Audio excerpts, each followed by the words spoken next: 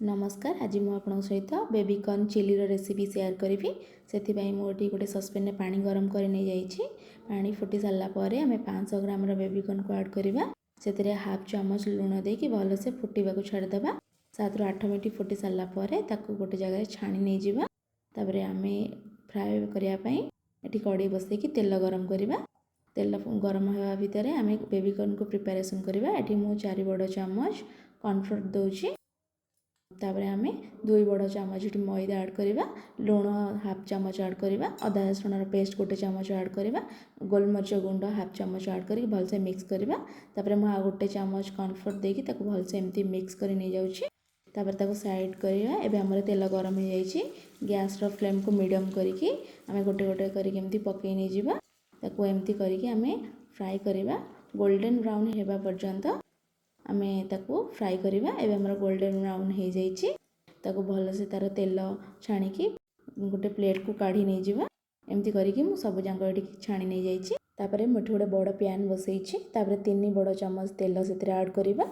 तापर ये मु 2 बड़ चामच चॉप करते अदा 2 बड़ चामच चॉप होता रसुण 3टी कंचा लंका को चॉप कर नहीं 2 मिनट फ्राए कर सारापर हाई फ्लेम रे गोटे बड़ साइज रो कैप्सिकम 2टा मीडियम साइज रो पियाज को चिप्स करी नहीं हाई फ्लेम रे 2 मिनट भाजी सारापर 3 बड़ चामच टमाटर सॉस 2 बड़ चमच चिली सॉस गोटे चमच सोया सॉस गोटे चमच विनेगार पकई भल से एमती मिक्स कर नहीं जावा।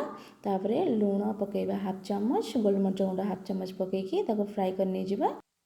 तापर गोटे बाउल रे गोटे चमच कॉर्नफ्लोर हाफ कप पानी देकी भल से मिक्स कर नहीं जावा जमती लम्स न रहिबो। सेही स्लरी को आम से ऐड करवा। तापर भल से मिक्स करवा गाढ़ा होगा पर्यंत। एबे देखंतु हमर गाढ़ा हो सारी। तापर आम फ्राए कर रखिथिबा बेबीकॉर्न को से ऐड करवा। ताको भल से मिक्स करवा। ये मु बेबीकॉर्न को भल से मिक्स कर नहीं जाऊँगी। बेसी समय मिक्स करवानी कारण आम क्रंची रहा।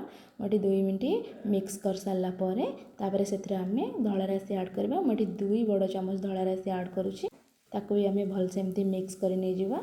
आपन चाहिए जदि ए स्प्रिंग ओनियन और धनिया पत्र भी पकई पारे। तापर लास्ट में हनी पकाउची 2 बड़ चामच हनी की भी भल से मिक्स कर नहीं जाऊँगी। तापर आम एमती मिक्स कर सारापर गैस रो फ्लेम को ऑफ करिकी गोटे प्लेट रे काढ़ी सर्व करवा। एबे हमर रेडी है क्रिस्पी बेबीकॉर्न चिली। आपको जदि मो रेसिपी भल लगुच ताले लाइक शेयर कमेंट निश्चिंत करेंगे। रही नमस्कार। जय जगन्नाथ।